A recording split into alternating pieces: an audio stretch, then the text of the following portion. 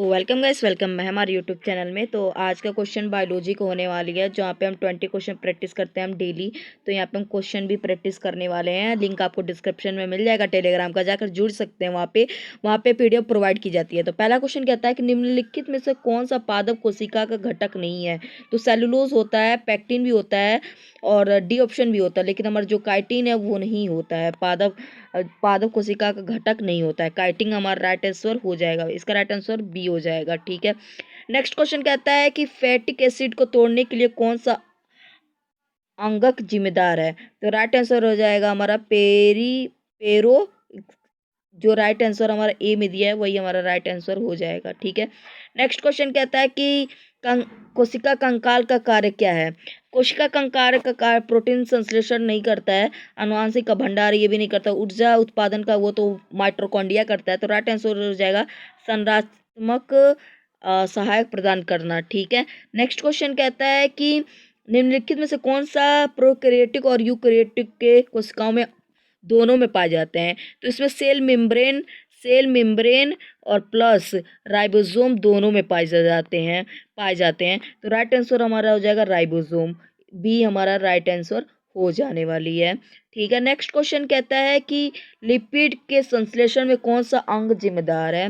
तो लिपिड के लिए हमारा स्मूथ हो जाता है, स्मूथ हमारा राइट आंसर, इसका स्मूथ हो जाएगा। जबकि रफ वाले पे पाए जाते हैं हमारे प्रोटीन पाया जाता है। ठीक है, तो गोल्जी बॉडी का फंक्शन है स्टोर करता है ये, और ये पैकेजिंग का काम करता है। इसे ट्रैफिक पुलिस भी कहते हैं। राइबोसोम का कार्य होता है प्रोटीन सिंथेसिस, कहता है प्रोटीन की फैक्ट्री होता है। ठीक है, नेक्स्ट क्वेश्चन कहता है निम्नलिखित में से कौन सा इंडोप्लाज्मिक रेटिकुलम का कार्य नहीं है। तो देखिए, इंडोप्लाज्मिक रेटिकुलम हमारा दो प्रकार के होते हैं, एक रफ होता है, एक स्मूथ होता है। रफ पे सरफेस पे पाया जाता है प्रोटीन, जबकि स्मूथ के सरफेस पे पाया जाता है लिपिड। तो देखिए, इसमें भी दोनों तो सही हैं, और एनर्जी यहाँ पे डेक्सटोसिफिकेशन भी सही है, लेकिन जो हमारा एनर्जी प्रोडक्शन करता है वो तो हमारा माइटोकॉन्ड्रिया करता है। कौन करता है? माइटोकॉन्ड्रिया करता है। तो राइट आंसर हमारा डी चला जाएगा। नेक्स्ट क्वेश्चन कहता है कि कोशिका झिल्ली का कार्य क्या है। जो कोशिका झिल्ली है, सेल मेम्ब्रेन, उसका कार्य क्या होता है। तो ये कोशिका की रक्षा करता है, हाँ करता है, बट यहाँ पे वो चीज़ें नहीं होंगी। कोशिका का ऊर्जा प्रदान ये भी नहीं होगा। तो राइट आंसर पदार्थों की गति को नियंत्रित करता है। तो राइट आंसर हमारा बी चला जाएगा। नेक्स्ट क्वेश्चन कहता है कि प्रकाश संश्लेषण के लिए कौन सा अंगक जिम्मेदार है। तो हमारे पता है कि क्लोरोफिल के कारण ही हमारा प्रकाश संश्लेषण होता है, जो क्लोरोप्लास्ट से रिलेटेड है। तो राइट आंसर हमारा ए चला जाएगा। लाइसोसोम क्या करता है? ये हमारा डाइजेशन एंजाइम का काम करता है। इसको एंजाइम चाहिए किल करने के लिए, इसलिए इसे हम सुसाइड बैग कहते हैं। और कोशिका सेल का पावर हाउस ऑफ माइटोकॉन्ड्रिया को कहते हैं। ठीक है, लिखा है निम्न में से कौन सा प्रोकैरियोटिक कोशिका की विशेषता है। तो नाभिक की उपस्थित नहीं, बड़ा कार भी नहीं होता, माइटोकॉन्ड्रिया को उपस्थित यहाँ पर होगा, झिल्ली बंधक अंगों का अभाव करवाता है। ठीक है, नेक्स्ट क्वेश्चन कहता है कि नाभिक का कार्य क्या होता है। तो नाभिक का कार्य क्या होता है? ये ऊर्जा का उत्पादन नहीं करता है, प्रोटीन संश्लेषण ये दोनों तो नहीं होगा, आनुवांशिक सामग्री का भंडारा करता है। तो राइट आंसर हमारा बी चला जाएगा। ठीक है, नेक्स्ट क्वेश्चन कहता है कि किस अंगक का पाचन एंजाइम होते हैं। तो पाचन एंजाइम हमारा मैंने बताया कि राइबोसोम नहीं होगा, गोल्जी बॉडी भी नहीं होगा, माइटोकॉन्ड्रिया। जो लाइसोसोम होता है वही हमारा क्या करता है कि उसे सुसाइड बैग इसलिए कहते हैं, इसको डाइजेशन एंजाइम की नीड होती है और ये किल करता है, मार देता है, डाइजेस्ट कर लेता है। निम्नलिखित में से कौन सा प्रोकैरियोटिक और यूकैरियोटिक कोशिकाओं के बीच का अंतर नहीं है। तो इसका राइट आंसर हो जाएगा डीएनए की उपस्थिति, प्रेजेंस ऑफ डीएनए, ये नहीं है, जबकि ये तीनों होता है। ठीक है, राइट आंसर हमारा डी चला जाएगा।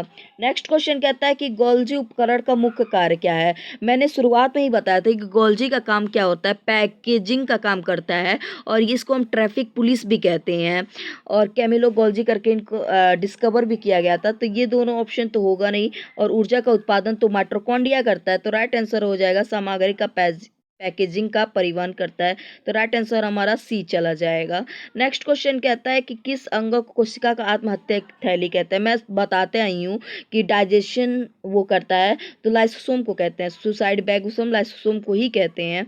नेक्स्ट क्वेश्चन कहता है कि माइटोकॉन्ड्रिया का कार्य क्या है। एटीपी का काम करता है, मतलब कि ऊर्जा का उत्पादन करता है। तो राइट आंसर हमारा आ जाएगा एनर्जी प्रोडक्शन। देखो मैंने कई चीज़ें शुरुआत में ही बता दी है जिससे हर एक क्वेश्चन आपका सॉल्व होते जा रहा है। अगर आप मेरी बातों को ध्यान से सुनते होंगे तो क्वेश्चन लगाने में कोई भी परेशानी नहीं होती होगी। लिखा निम्नलिखित में से केवल पादप कोशिका में पाया जाता है। तो पादप कोशिका में हमें क्या पाए जाते हैं, लाइसोसोम माइटोकॉन्ड्रिया नहीं पाया, सेंट्रियोल भी नहीं पाया, क्लोरोप्लास्ट होता है। तो राइट आंसर हमारा ए चला जाएगा।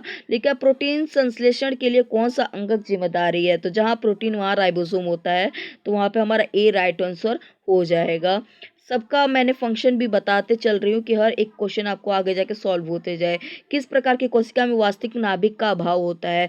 तो ये हमारा प्रोकैरियोटिक कोशिका में होता है, प्रोकैरियोटिक कोशिका में। राइट आंसर हमारा बी चला जाएगा। ठीक है। नेक्स्ट क्वेश्चन कहता है कि निम्नलिखित में से कौन कोशिका सिद्धांत का हिस्सा नहीं है। तो कोशिका इसमें लिखा सभी जीवित जीवों कोशिका से बने होते हैं। कोशिकाएं पहले ही मौजूद कोशिकाओं से उत्पन्न होते हैं। कोशिकाएं जीवन की मूल इकाई है। सभी कोशिका एक नाभिक होता है। तो इसका राइट आंसर डी चला जाएगा। एक नाभिक नहीं, सभी कोशिकाओं में एक नाभिक नहीं होता है। ये हमारे सब राइट आंसर हो जाएंगे। ठीक है।